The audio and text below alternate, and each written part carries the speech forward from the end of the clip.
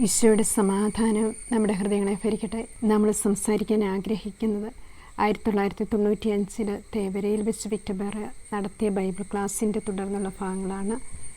നമ്മൾ അനേക കാര്യങ്ങൾ കേട്ട് വന്നു. ആത്മീയ രഹസ്യങ്ങൾ എന്താണെന്ന് ദൈവം നമ്മളെ പഠിപ്പിച്ചു തന്നു. അപ്പോൾ ഈ ആത്മീയ രഹസ്യത്തിൽ വളരുവാൻ അത്യുന്നതനായ ദൈവത്തോട് നമുക്ക് പ്രാർത്ഥിക്കാം. പ്രഭാഷകൻ്റെ പുസ്തകം 3-ാം അധ്യായം 18-ാം തിരുവചനത്തിൽ കർത്താവ് അരുളി ചെയ്യുകയാണ്, നീ എത്ര ഉന്നതനാണോ അത്രമാത്രം വിനീതനാകുക, അപ്പോൾ കർത്താവിൻ്റെ കൃപയ്ക്ക് നീ പാത്രമാകും. ദൈവത്തിൻ്റെ കൃപയ്ക്ക് പാത്രമാകാനുള്ള ഏറ്റവും വലിയ അടയാളമാണ് പരിശുദ്ധ മറിയം. ലൂക്കായുടെ സുവിശേഷം 1-ാം അധ്യായത്തിൽ 28-ാം തിരുവചനത്തിൽ പരിശുദ്ധ മറിയത്തെ പിതാവായ ദൈവം ദൂതനിലൂടെ അഭിസംബോധന ചെയ്യുകയാണ്. ദൈവ കൃപ നിറഞ്ഞവളെ സ്വസ്തി, കർത്താവ് നിന്നോടുകൂടെ. ദൈവം വിളിക്കുകയാണ് പരിശുദ്ധ മറിയത്തെ, അത്യുന്നതനായ ദൈവത്തിൻ്റെ കൃപയാൽ നിറയപ്പെട്ടവളെ സ്വസ്തി എന്നാണ് വിളിക്കുക. ഈ അത്യുന്നതനായ ദൈവത്തിൻ്റെ കൃപയ്ക്ക് നമുക്ക് എങ്ങനെയാണ് പാത്രമാകാൻ സാധിക്കുക? ഈ കർത്താവിൻ്റെ വചനം ശ്രവിക്കുന്നതിലൂടെ, വിശുദ്ധ ലിഖിതത്തിലൂടെ കടന്നു പോകുന്നതിലൂടെ. അതാണ് പലപ്പോഴും നമുക്ക് തെറ്റുപറ്റുന്നതിൻ്റെ കാരണം. മർക്കോസ് 12:29 വിശുദ്ധ ലിഖിതവും ദൈവത്തിൻ്റെ ശക്തിയും അറിയാത്തത് കൊണ്ടാണ് അവർക്ക് തെറ്റുപറ്റുന്നത്. വിശുദ്ധ ലിഖിതം എന്താണ്, ദൈവത്തിൻ്റെ ശക്തി എന്താണ് എന്ന് അറിയാത്തത് മൂലമാണ് പലപ്പോഴും നമുക്ക് തെറ്റുപറ്റുക. അപ്പോൾ പരിശുദ്ധ അമ്മയുടെ ആ കൃപയാണ് എളിമപ്പെടുക. ദൈവരാജ്യത്തിൻ്റെ രഹസ്യം മുഴുവനും അടങ്ങിയിരിക്കുന്നത് നമുക്കറിയാം ആ എളിമപ്പെടലിലാണ്. പരിഹാസങ്ങളും കുറ്റപ്പെടുത്തലുകളും ഒറ്റപ്പെടുത്തലുകളും ഒക്കെ ഉണ്ടാകുമ്പോൾ ദൈവസ്നേഹം നമ്മളിൽ വന്നാൽ മാത്രമേ നമുക്കത് ക്രിസ്തുവിൻ്റെ മനോഭാവത്തിൽ എടുക്കാൻ സാധിക്കുകയുള്ളൂ. ആ ഒരു മനോഭാവം സ്വീകരിക്കുമ്പോഴാണ് ഈശോ നമ്മളിൽ വാസമുറപ്പിക്കുക. ഈശോ പറയുന്നുണ്ട്, ആരെങ്കിലും എൻ്റെ വചനം പാലിച്ചാൽ അവൻ എന്നേക്കും ജീവിക്കും. ഈ ദൈവത്തിൻ്റെ വചനം പാലിക്കുമ്പോൾ അവിടെ ഒരു ജീവൻ നിലനിൽക്കുന്നുണ്ട്, അവിടെ ഒരു ജീവൻ ഉണ്ടാകുകയാണ്. ആ ജീവൻ വളർന്ന് അടുത്ത തലമുറയ്ക്കും പകർന്നു കൊടുക്കുന്നതാണ് ദൈവത്തിൻ്റെ കൃപയുടെ രഹസ്യം. അതുകൊണ്ടാണ് ജ്ഞാനത്തിൻ്റെ പുസ്തകം 7-ാം അധ്യായത്തിൽ പറയുന്നത്, ഓരോ തലമുറയിലുമുള്ള വിശുദ്ധ ചേതനകളെ പ്രവേശിക്കുന്നു, അവരെ ദൈവമിത്രങ്ങളും പ്രവാചകന്മാരുമാക്കുന്നു. ദൈവത്തിൻ്റെ ജ്ഞാനം ഓരോ തലമുറയിലുമുള്ള വിശുദ്ധ ചേതനകളിൽ പ്രവേശിക്കുകയാണ്. ഈ വിശുദ്ധ ചേതന എന്ന് പറയുമ്പോൾ ഒരുക്കമുള്ള നമ്മുടെ ഹൃദയമാണ്. ശരിക്കും നമുക്കെല്ലാവർക്കും വിശുദ്ധരാകുവാൻ വളരെ നിസ്സാരമായ കാര്യമാണ്.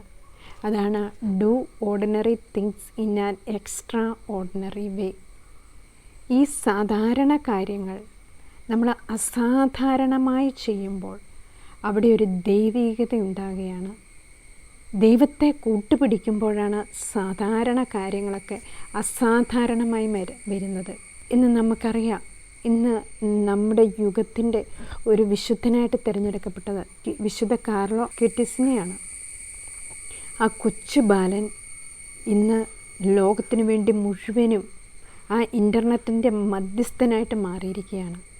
ഓരോ കാലഘട്ടത്തിനും ആവശ്യമായ ആത്മാക്കളെ ശക്തിപ്പെടുത്തി അയക്കുന്ന ദൈവമാണ്. പക്ഷേ ഓരോ വിശുദ്ധരുടെയും ലക്ഷ്യം എന്താണ്? കർത്താവ് തിരഞ്ഞെടുത്ത് കഴിഞ്ഞു കഴിഞ്ഞാൽ പിന്നെ അവർ ആ സത്യത്തിന് വേണ്ടി ശക്തമായി നിലകൊള്ളും. തിന്മയ്ക്കെതിരെ അവർ ശക്തമായി ആഞ്ഞടിക്കും.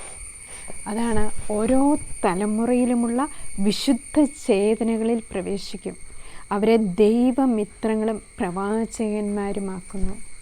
ഇതാണ് ദൈവരാജ്യത്തിൻ്റെ രഹസ്യം. അപ്പോൾ ഒരു കാര്യം നമ്മൾ ആഗ്രഹിക്കുക, ധീരരായിരിക്കുക, ഒഴുക്കിനെതിരെ നീന്തുക. ലോകം മുഴുവൻ സഖ്യമെന്ന് പറയുന്ന പല കാര്യങ്ങളും സഖ്യം അല്ലാതായിത്തീരും. ലോകം തിന്മകളെ പലപ്പോഴും നന്മകളാക്കി കുറേ പേര് പറഞ്ഞു കഴിയുമ്പോൾ മനുഷ്യർക്ക് ആശയക്കുഴപ്പമുണ്ടാകും. ഏതാ ശരി, ഏതാ തെറ്റ്? ആ തിന്മയെ ഒരിക്കലും അഡ്ജസ്റ്റ് ചെയ്യാതെ നന്മയെ മുറുകെ പിടിക്കുന്നതിലൂടെ അവർ വ്യത്യസ്തരായി മാറുന്നു. ദാനിയേൽ പ്രവാചകന്റെ പുസ്തകം 13-ാം അധ്യായത്തിൽ സൂസന്നായെ കൊലക്കളത്തിലേക്ക് കൊണ്ടുപോകുമ്പോൾ എല്ലാവരും സൂസന്നായെ വിധിക്കുകയാണ്. പാപം ചെയ്തു, അവൾ തിന്മയ്ക്ക് അടിമപ്പെട്ടവളാണ്, ശ്രേഷ്ഠന്മാർ പറയുന്ന കേട്ട് അവരെല്ലാം വിധിച്ചു. പക്ഷേ ദാനിയേൽ എന്ന യുവാവിൻ്റെ പരിശുദ്ധമായ ഒരു ആത്മാവിനെ ദൈവം ഉണർത്തുകയാണ്. അതിലൂടെ അതും അത്രയും സമയം പറഞ്ഞ കാര്യങ്ങൾ മുഴുവനും അത്യുന്നതനായ ദൈവത്തിൻ്റെ നാമത്തിൽ അത് തിരിച്ചു വയ്ക്കപ്പെടുകയാണ്. ദാനിയേലിനെ നമുക്കറിയാം, ദൈവത്തിൻ്റെ കൂടെ ഇരിക്കുന്ന വ്യക്തി. ലോകം സഖ്യമെന്ന് കരുതിനെ സഖ്യമെന്ന് കരുതാതെ രാജാവിനെ ആരാധിക്കണം എന്ന് പറഞ്ഞ് ആ സമൂഹം മുഴുവനും കൂടി നിൽക്കുമ്പോഴും ദാനിയേൽ ഒറ്റയ്ക്ക് നിന്ന് കർത്താവിനെ മഹത്വപ്പെടുത്തുന്നത് നമ്മൾ കാണുന്നുണ്ട്. അതിലൂടെ ദാനിയേലിൻ്റെ ആത്മാവ് ശക്തിപ്പെടുകയാണ്. ഇങ്ങനെ നന്മയ്ക്ക് വേണ്ടി പോരാടുന്ന ഒരു സമൂഹം, നന്മയ്ക്ക് വേണ്ടി നിലനിൽക്കുന്ന ഒരു വ്യക്തിത്വം ആണ് ക്രിസ്തുവിലുള്ള വ്യക്തിത്വം. അതുകൊണ്ടാണ് തിയോളജിന്മാരെല്ലാം പറയുന്നത്, എവിടെ നന്മയുണ്ടോ അവിടെ ദൈവമുണ്ട്, എവിടെ സ്നേഹമുണ്ടോ അവിടെ ദൈവമുണ്ട്. സഹനങ്ങളിൽ ആ സ്നേഹം അനുഭവിക്കുമ്പോൾ അവിടെ ദൈവം ഉണ്ടാകുകയാണ്. അങ്ങനെ ആ നിർമ്മല ഹൃദയത്തോടെ കർത്താവിൻ്റെ വചനങ്ങൾ ഹൃദയത്തിൽ സൂക്ഷിക്കുവാൻ നമുക്ക് ആഗ്രഹിച്ച് പ്രാർത്ഥിച്ചുകൊണ്ട് ഈ വചനങ്ങൾ നമുക്ക് ശ്രവിക്കാം. നമ്മൾ വായിക്കുന്നത് ഈ പുസ്തകത്തിലെ 84-ാമത്തെ പേജാണ്. അപ്പോൾ നമ്മൾ ഇതിൻ്റെ അകത്ത് കാണുകയാണ്, നമ്മൾ എളിമപ്പെടുമ്പോഴാണ് കർത്താവിൻ്റെ കൃപയ്ക്ക് പാത്രമാകുക. ഫെരീസിയൻ്റെ പ്രാർത്ഥനയും അതുപോലെ ചുങ്കക്കാരൻ്റെ പ്രാർത്ഥനയും. ചുങ്കക്കാരൻ, കർത്താവേ എന്നിൽ കനിയണമേ, ഞാൻ പാപിയാണേ എന്ന് പറഞ്ഞ് ഉച്ചത്തിൽ നിലവിളിച്ചു കരയുകയാണ്. അതുപോലെ തന്നെയാണ് വിശുദ്ധ പൗലോസ്ലീഹായും 1 തിമോത്തി 1:15 പറഞ്ഞിരിക്കുന്നത്, കർത്താവേ എന്നിൽ നിന്നും അകന്നു പോണേ, ഞാൻ പാപിയാണേ.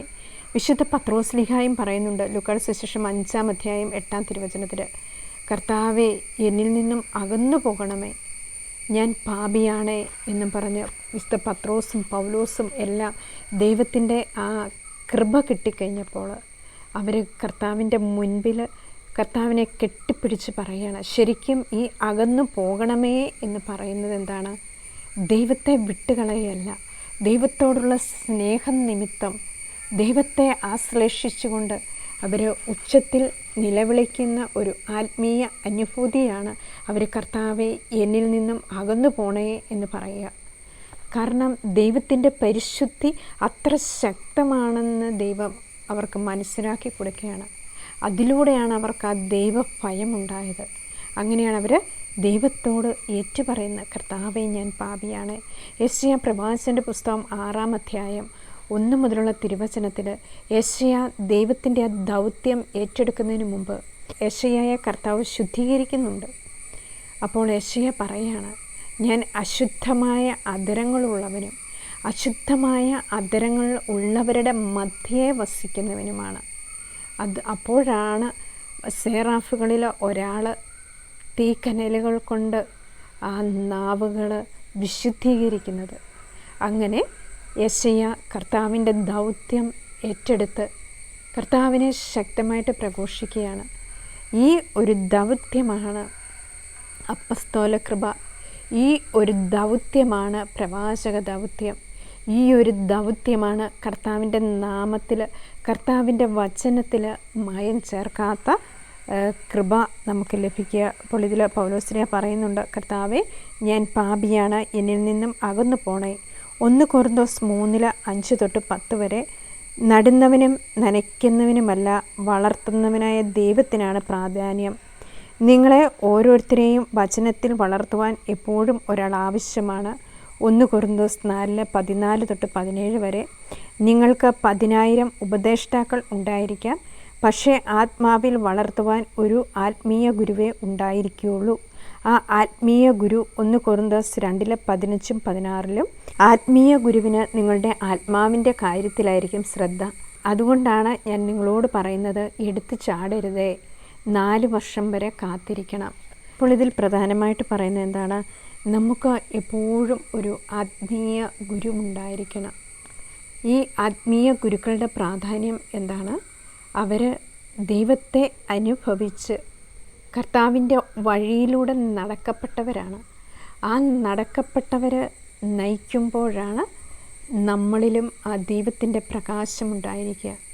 ഈശോയിൽ വളരുമ്പോൾ നമ്മൾ വീഴും, എഴുന്നേൽക്കും, പല ചിന്താഗതികൾ നമുക്കുണ്ടാകും, ഒത്തിരിയേറെ സംശയങ്ങൾ നമുക്കുണ്ടാകും, സാത്താനുമായിട്ടുള്ള മൽപിടുത്തങ്ങൾ നമുക്കുണ്ടാകും. ഈ സമയത്തൊക്കെ നമ്മുടെ ആത്മീയ കാര്യങ്ങൾ ഷെയർ ചെയ്യുന്നതിനും നമ്മളെ ശക്തിപ്പെടുത്തുന്നതിനും ഒക്കെ നമുക്കൊരു ആത്മീയ ഗുരു ഉണ്ടായിരിക്കേണ്ടത് ആവശ്യമാണ്. ഇതിൽ പറയാണ് 1 കൊരിന്തോസ് 4:14-17 വരെയുള്ള തിരുവചനത്തിൽ, ക്രിസ്തുവിൽ നിങ്ങൾക്ക് 10,000 ഉപദേഷ്ടാക്കൾ ഉണ്ടായിരിക്കാം, എന്നാൽ യേശുക്രിസ്തുവിൽ ജന്മം നൽകിയത് ഞാനാണ്, അതുകൊണ്ട് നിങ്ങൾ എന്നെ അനുകരിക്കുന്നവരാകണം എന്ന് വിശുദ്ധ പൗലോസ്ലീഹ പറയുകയാണ്. ഒത്തിരിയേറെ ഉപദേഷ്ടാക്കൾ നമുക്കുണ്ടായിരിക്കാം, എങ്കിലും യേശുക്രിസ്തുവിൽ ജന്മം നൽകുക, ദൈവവചനത്തിൻ്റെ ആഴത്തിലേക്ക് നമ്മളെ കൂട്ടിക്കൊണ്ടുപോവുക, അതുപോലെ വചനത്തിൽ ജീവിക്കാൻ നമ്മളെ പഠിപ്പിക്കുക. ഇങ്ങനെയുള്ള ഒരു ആത്മീയ ഗുരുവിനെ നമ്മൾ കണ്ടെത്തണം. പ്രഭാഷൻ്റെ പുസ്തകം 6-ാം അധ്യായം 36-37 വചനത്തിൽ പറയാണ്, ജ്ഞാനിയായ ഒരുവനെ കണ്ടെത്തിയാൽ അവനെ സന്ദർശിക്കുവാൻ വൈകരുത്. നിന്റെ പാദങ്ങൾ അവൻ്റെ വാതിൽപ്പടിയിൽ നിരന്തരം സ്പർശിക്കട്ടെ. കർത്താവിൻ്റെ നിയമത്തെപ്പറ്റി ചിന്തിക്കുക, അവിടുത്തെ പ്രമാണങ്ങളെപ്പറ്റി സദാ ധ്യാനിക്കുക. അവിടുന്ന് തന്നെയാണ് നിനക്ക് ഉൾക്കാഴ്ച നൽകുന്നത്. ജ്ഞാനതൃഷ്ണ അവിടുന്ന് ശമിപ്പിക്കും. ഇതിൽ പറയാണ്, ജ്ഞാനിയായ ഒരുവനെ കണ്ടെത്തിയാൽ അവനെ സന്ദർശിക്കുവാൻ വൈകരുത്. നിന്റെ പാദങ്ങൾ അവൻ്റെ വാതിൽപ്പടിയിൽ നിരന്തരം സ്പർശിക്കട്ടെ. അതുകൊണ്ടാണ് നമ്മൾ ദൈവവചനത്തെ കണ്ടെത്തിയാൽ, ദൈവത്തിൻ്റെ ജ്ഞാനത്താൽ നിറഞ്ഞ അനുഭവിച്ച, ഈശോയെ അനുഭവിച്ച ആത്മീയ ഗുരുക്കന്മാരെ നമ്മൾ കണ്ടെത്തുമ്പോൾ അവരെ സന്ദർശിക്കുവാൻ വൈകരുത്. നിന്റെ പാദങ്ങൾ അവൻ്റെ വാതിൽപ്പടിയിൽ നിരന്തരം സ്പർശിക്കട്ടെ. ആ ദൈവവചനത്തിനും ദൈവിക കാര്യങ്ങൾക്കും വേണ്ടി എപ്പോഴും ആ വാതിൽപ്പടിയിന്മേൽ, ആ ജ്ഞാനത്തിൻ്റെ അടുത്ത് നമ്മൾ എപ്പോഴും നമ്മുടെ ഹൃദയം ഉണ്ടായിരിക്കട്ടെ എന്നാണ് പറയുന്നത്. അതിലൂടെ നമുക്ക് ഒത്തിരിയേറെ വളരാൻ സാധിക്കും.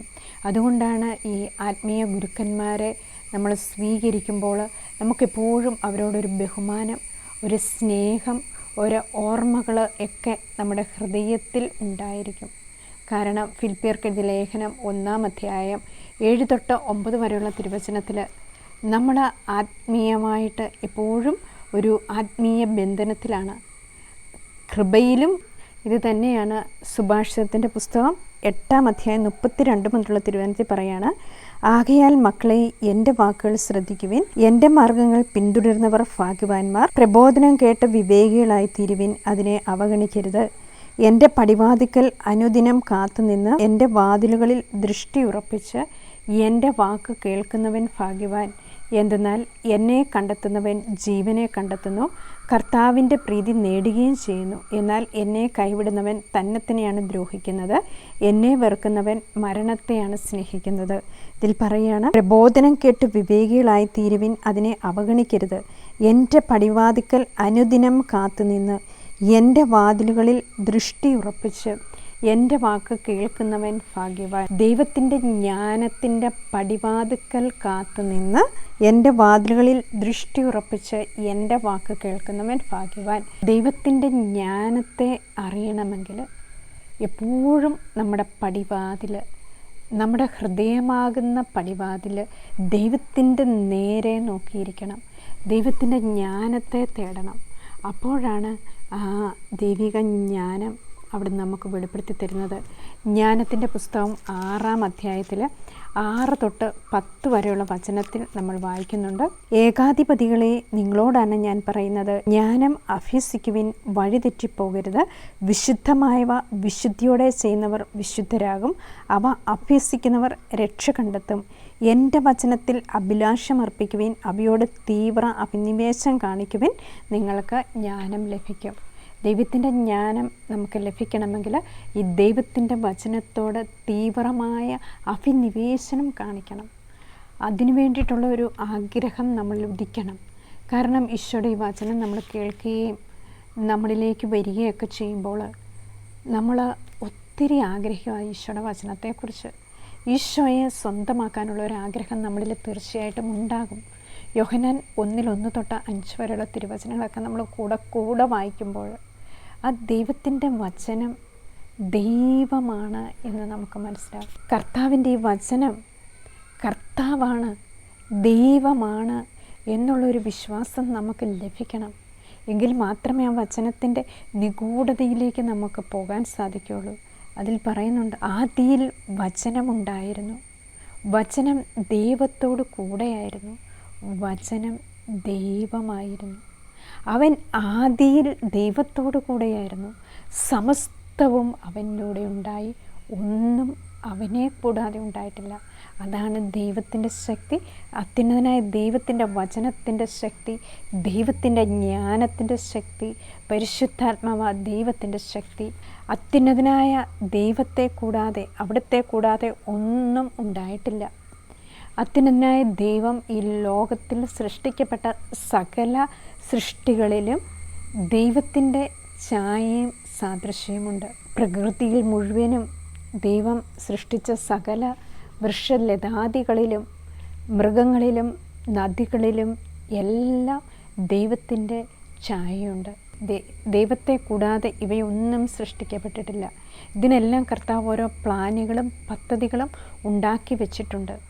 അതുകൊണ്ടാണ് ജോബിൻ്റെ പുസ്തകം 38-ാം അധ്യായം മുതൽ 41 വരെയുള്ള അധ്യായങ്ങൾ നമ്മളൊന്ന് മനസ്സിരുത്തി വായിക്കുമ്പോൾ മനസ്സിലാകും. ദൈവം ജോബിനോട് സംസാരിക്കുക. അപ്പോൾ അത്യുന്നതനായ ദൈവത്തിൻ്റെ ഒത്തിരി സൃഷ്ടികളെക്കുറിച്ച് അതിൽ പറയുന്നുണ്ട്.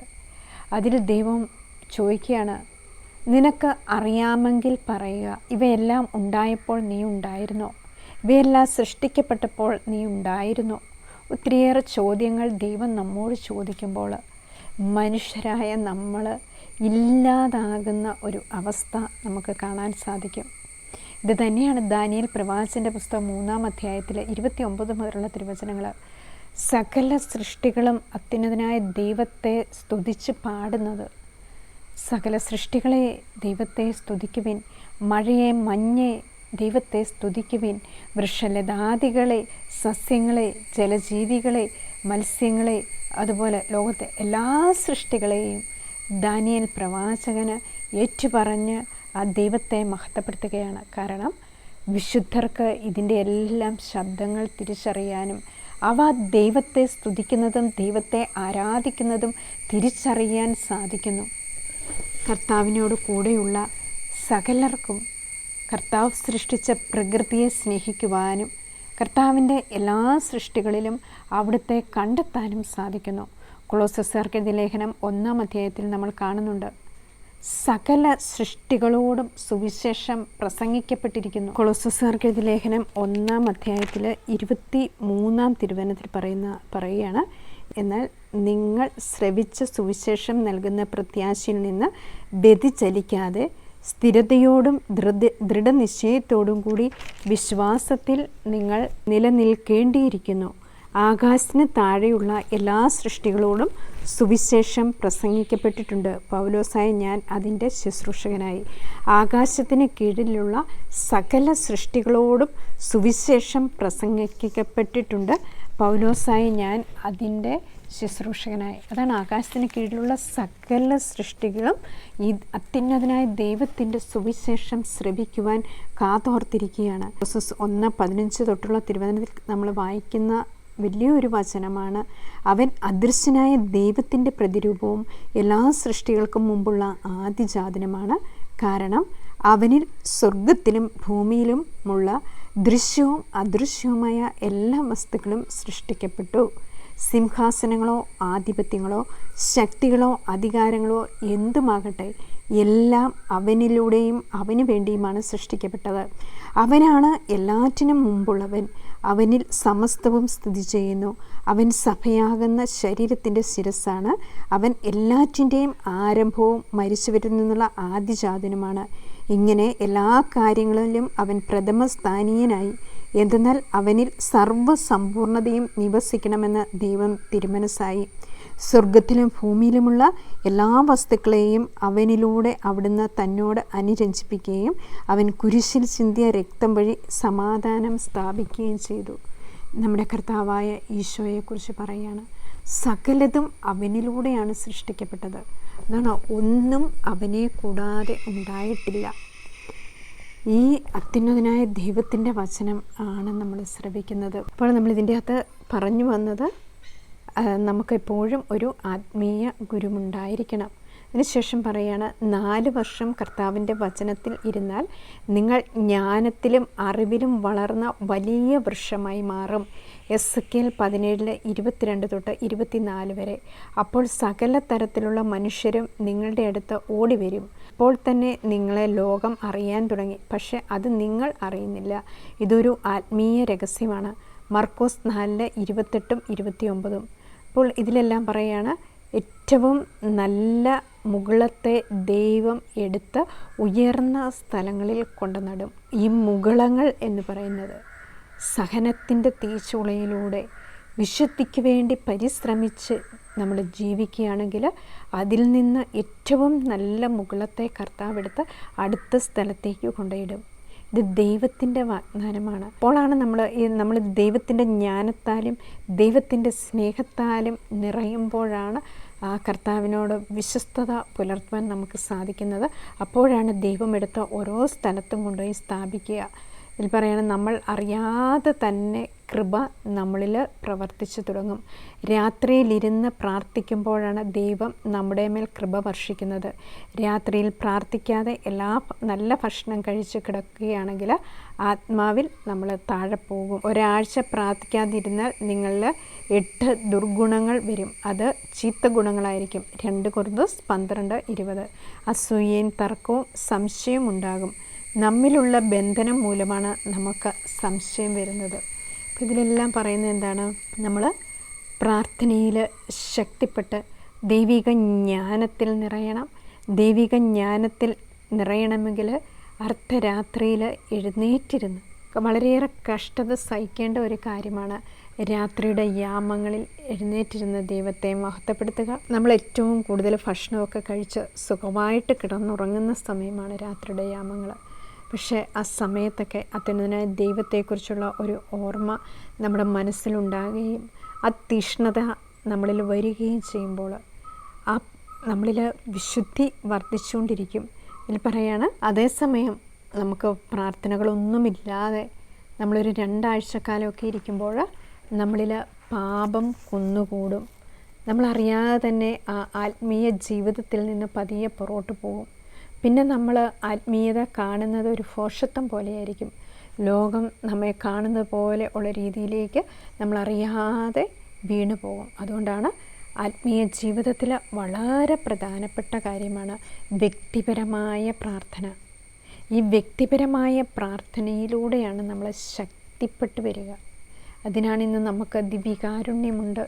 കർത്താവിനോട് കൂടെ ആയിരിക്കാൻ, നമ്മുടെ ചിന്തയിൽ ആ ദൈവ സാന്നിധ്യം കൊണ്ടുവരുവാൻ, നമ്മൾ ദൈവവുമായിട്ട് സംഭാഷണം നടത്താൻ, ഓരോ പാപങ്ങളും എടുത്തു മാറ്റപ്പെടാൻ, ഇതൊക്കെ വ്യക്തിപരമായി ഉള്ള പ്രാർത്ഥനയിലൂടെ നമ്മൾ ആർജിച്ചെടുക്കുന്ന കാര്യങ്ങളാണ്. അങ്ങനെ അത്യുന്നതനായ ദൈവത്തിന് നമുക്ക് നന്ദി പറഞ്ഞുകൊണ്ട് ഇന്ന് കർത്താവ് നമുക്ക് തന്ന ഒരു കാര്യം, നമുക്ക് നല്ല ആത്മീയ ഗുരു ഉണ്ടായിരിക്കണം. അത് നമ്മൾ പ്രാർത്ഥിച്ച് കണ്ടുപിടിച്ച് എത്ര ദൂരത്താണെങ്കിലും ആ ആത്മീയ ഗുരുവിനോട് കൂടെ നമ്മൾ സമയം ചെലവഴിക്കുകയും നമ്മുടെ ആത്മാവിൻ്റെ അവസ്ഥകൾ ഷെയർ ചെയ്യുകയും, അതുപോലെ നമുക്ക് നല്ലൊരു കുമ്പസാരക്കാരനൊക്കെ ഉണ്ടായിരിക്കുന്നത് നല്ലതാണ്. അതിലൂടെ നമുക്ക് ഒത്തിരി വളരാൻ സാധിക്കും. അപ്പോൾ നമുക്ക് ശാസനം കിട്ടും, ശിക്ഷണം കിട്ടും, ഉപദേശം ലഭിക്കും. ഇതിലൂടെ നമ്മൾ വളരുമ്പോഴാണ് ആത്മാവിൻ്റെ രാജ്യത്തിലേക്ക് പ്രവേശിക്കുക. ഉപദേശങ്ങൾ നമ്മൾ കേട്ട് അത് ജീവിക്കാൻ തുടങ്ങുമ്പോൾ ദൈവിക ചൈതന്യം നമ്മളിൽ വളരാൻ തുടങ്ങും. നമുക്ക് പ്രാർത്ഥിക്കാം. തീർച്ചയായിട്ടും പരിശുദ്ധ മറിയം നമ്മളെ സഹായിക്കും. പരിശുദ്ധ അമ്മയുടെ മധ്യസ്ഥം നമുക്കെപ്പോഴും ആവശ്യമാണ് ഈശോയിൽ അടിയുറച്ച് വളരുവാൻ. ഈശോയുടെ എല്ലാ കാര്യത്തിലും മാതാവ് ഈശോയെ സഹായിക്കുന്നുണ്ട്. ആ പരിശുദ്ധ അമ്മയെ ഞങ്ങളെയും സഹായിക്കണമേ. ആത്മീയ ജീവിതത്തെ ശക്തിപ്പെടുത്തുവാൻ, പ്രത്യേകിച്ച് തീഷ്ണതയിൽ മാന്യം കൂടാതെ ആത്മാവിൽ ജ്വലിക്കുന്നവരായി കർത്താവിനെ ശുശ്രൂഷിക്കുവാൻ ഞങ്ങൾക്ക് കൃപ തരണമേ എന്ന് പ്രാർത്ഥിച്ചുകൊണ്ട് ഈശോമിശിഹായുടെ വാഗ്ദാനങ്ങൾക്ക് ഞങ്ങൾ യോഗ്യരാകുവാൻ സർവേശ്വരൻ്റെ പരിശുദ്ധ ദേവമാതാവെ ഞങ്ങൾക്ക് വേണ്ടി അപേക്ഷിക്കണമേ. ആമേൻ. ഈശോമിശിഹായ്ക്ക് സ്തുതിയായിരിക്കട്ടെ.